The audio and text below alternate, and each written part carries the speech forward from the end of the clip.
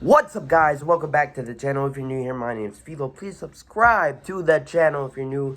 Turn on that post notifications bell because you don't want to miss any of my videos. Ladies and gentlemen, before I start today's video, I just want to announce when I get to 1,000 subscribers. I am very far from that right now, but when I get to 5,000, I will be giving away 2 of these John Cena when he won the 17-time World Championship and Jey Uso when he finally won the World Heavyweight Championship. So, yes, that will happen when I reach 1,000 subscribers. I know I'm far away from that right now, but I gotta tell you guys to be hungry for it. And whoever new subscribers, if they're clicking on today's video for the first time, there you go. You just have to be subscribed with post notifications turned on, and you have a chance to be winning either a Jey Uso or a John Cena. I still haven't fought more than that, but there you go. Ladies and gentlemen, boys and girls, children of all ages, now that I got that out of the way, this weekend, June 7th, on WWE's platforms, WWE's pretty busy this weekend because we have WWE Worlds Collide with AAA and WWE and NXT at 3 p.m. Eastern, 12 p.m. Pacific.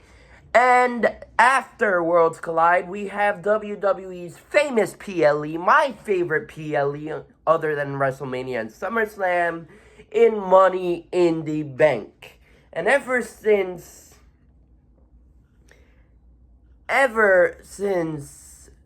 Triple H became head of creative and The Rock being behind the scenes helping out, Money in the Bank has been horrible. The winners have been amazing, but they are not great Money in the Bank holders. Last year, for instance, WWE had Drew McIntyre win the Money in the Bank briefcase and burn the cash in the same day, burning the cash in the same day, cashing in on Damian Priest and Seth Rollins, and then losing his chance to becoming World Heavyweight Champion. Tiffany Stratton, on the other hand, we loved the match.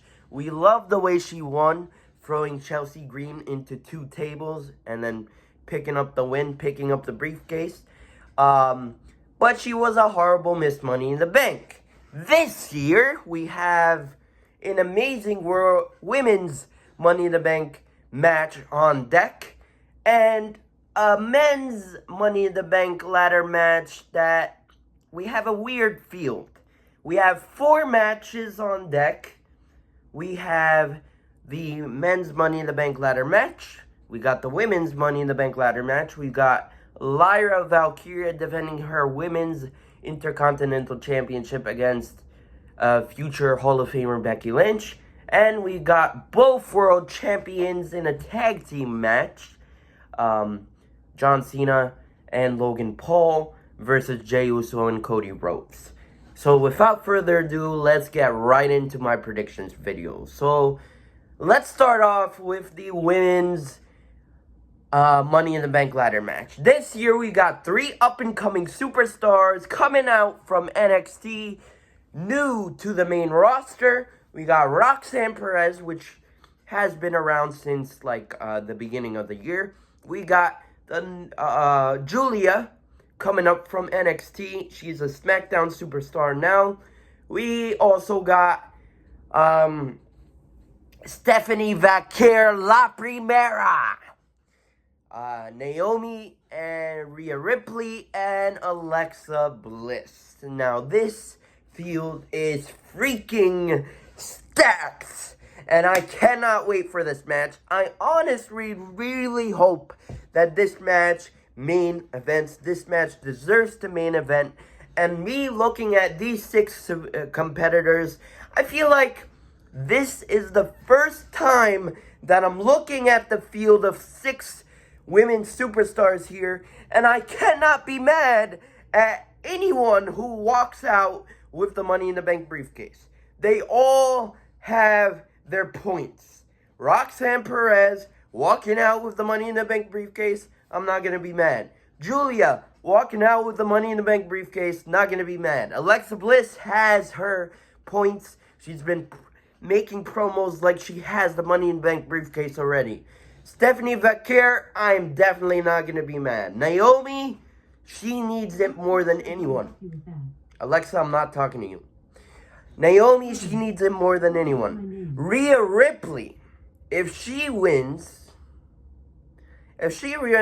she's definitely going to cash it in the night after Money in the Bank.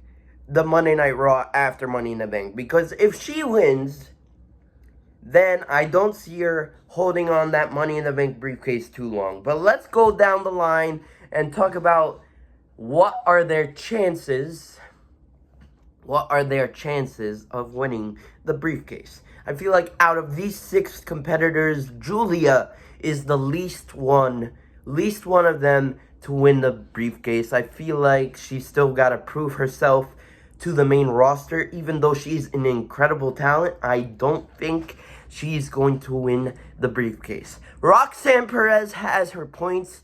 I mean, I feel like maybe Finn Balor can come down to the ring and help. Maybe like she's part of the Judgment Day. I feel like Finn Balor or JD McDonough or Dominic Mysterio even can come down and help Roxanne Perez win the Money in the Bank briefcase, but I don't think she's going to win the briefcase.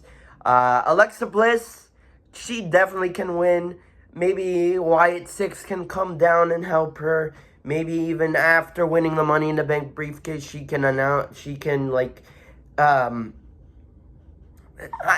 I still feel like Alexa Bliss and Wyatt Six are still intertwined with one another. And if Alexa Bliss wins the briefcase here, I mean, she's been doing promos like she's the Money in the Bank, Miss Money in the Bank anyway.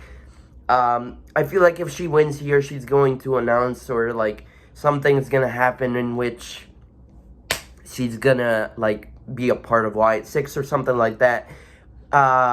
Stephanie Vaquer definitely has a huge chance of winning here. She made a huge impact on the scene. Losing the NXT Women's Championship last week, and then being announced as Monday Night Raw's new competitor, new superstar, and she's doing double duty. She has a match at WWE Worlds Collide, teaming up with NXT's Lola Vice, taking on Dallas and Tormento. I feel like that's going to be a great match, but she's double dutying here at Money in the Bank as well, being in the women's Money in the Bank ladder match, and she's going to show out and maybe win the Money in the Bank briefcase. But the top 2 here this year, I feel like Rhea Ripley, if she wins the Money in the Bank briefcase, she's number 2 on my list.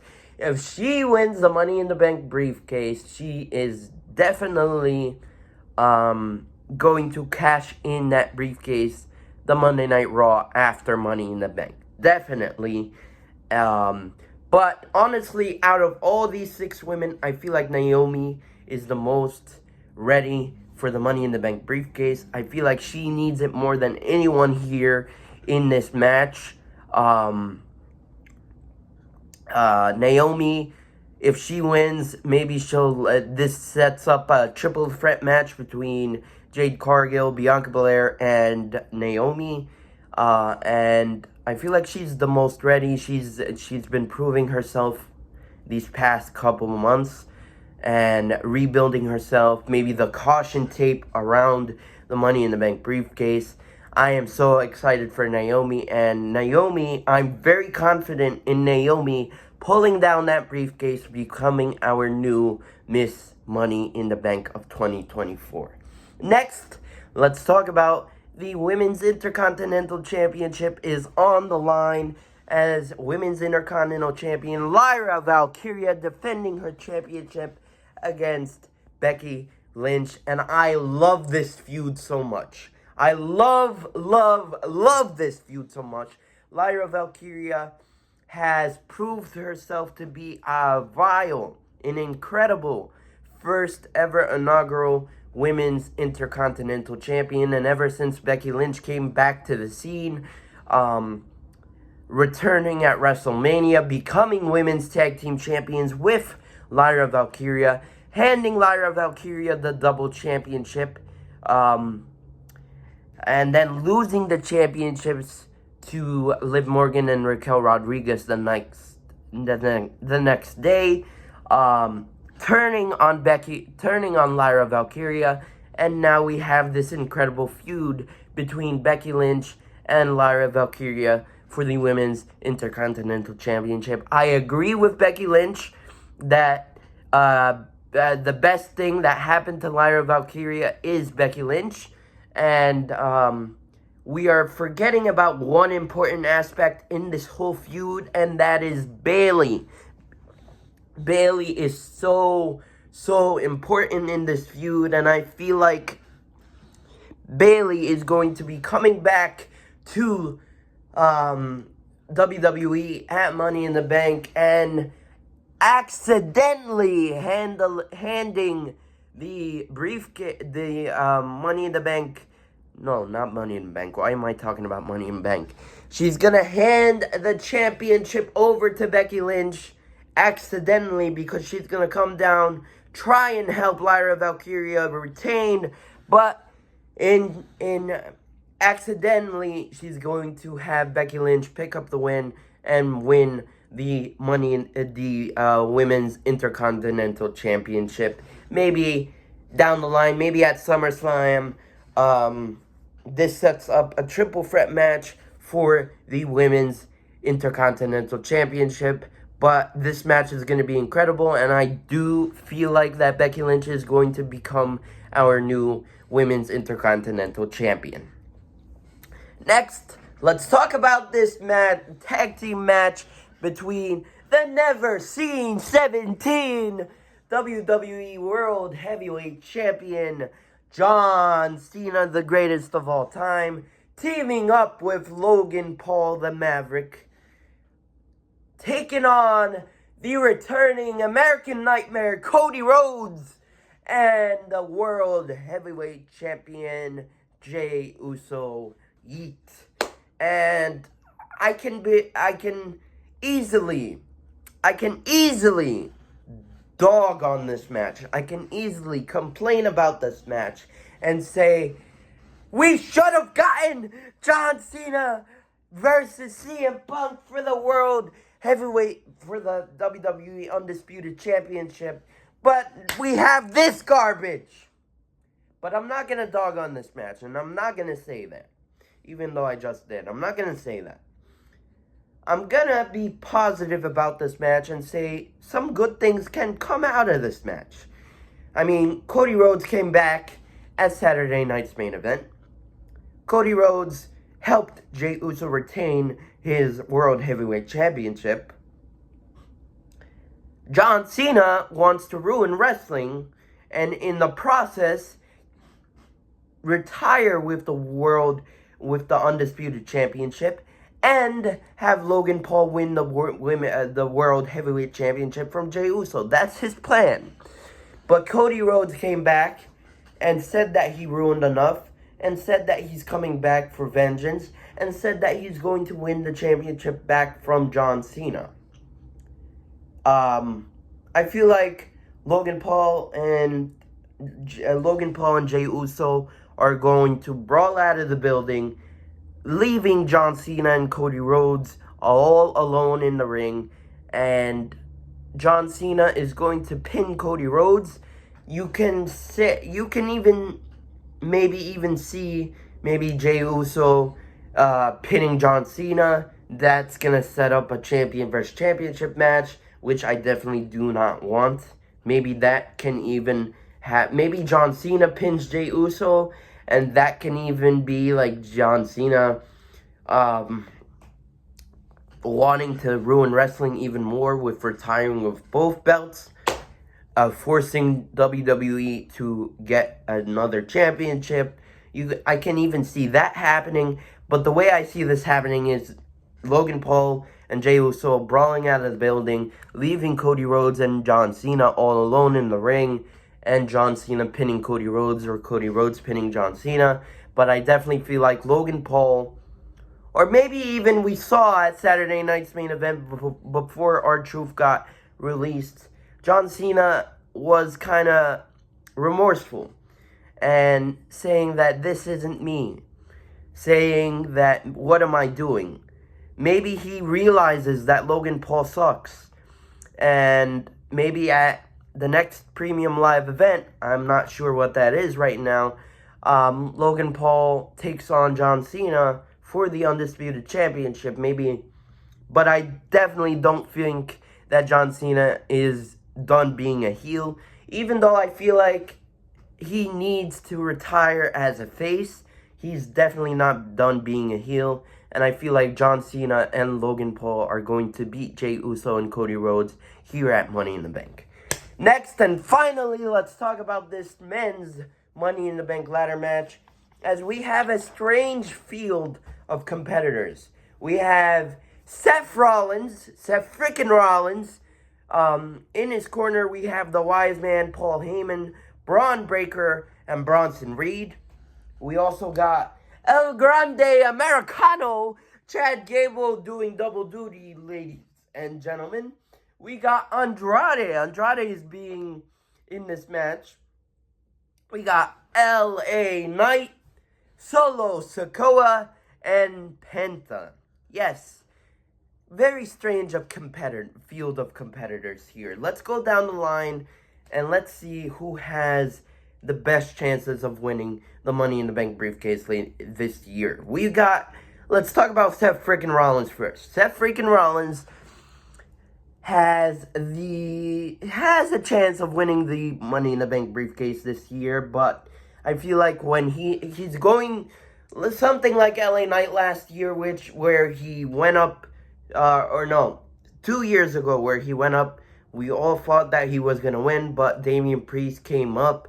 He won the Money in the Bank briefcase. I feel like it's going to happen like that. Seth Rollins, when we all think that Seth Rollins is going to win the briefcase, goes up, and then the OTC's music hits and costs Seth Rollins the win, the Money in the Bank briefcase. Paul Heyman, when he says something, it turns into gold, and 50% chance that it actually happens.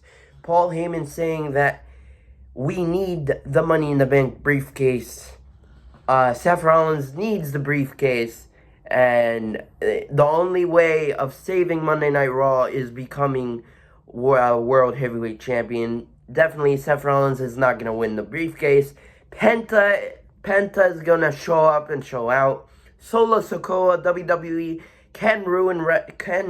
can do something dumb and have Solo Sikoa win, but I don't think that's going to happen. El Grande Americano can do something like Nikki ASH, but I definitely feel like that's not going to happen. Andrade, they already dropped the ball with Andrade, but he's definitely going to show up and show out. Maybe even if Andrade wins, they finally do something new for a new star, but no, it's not going to happen.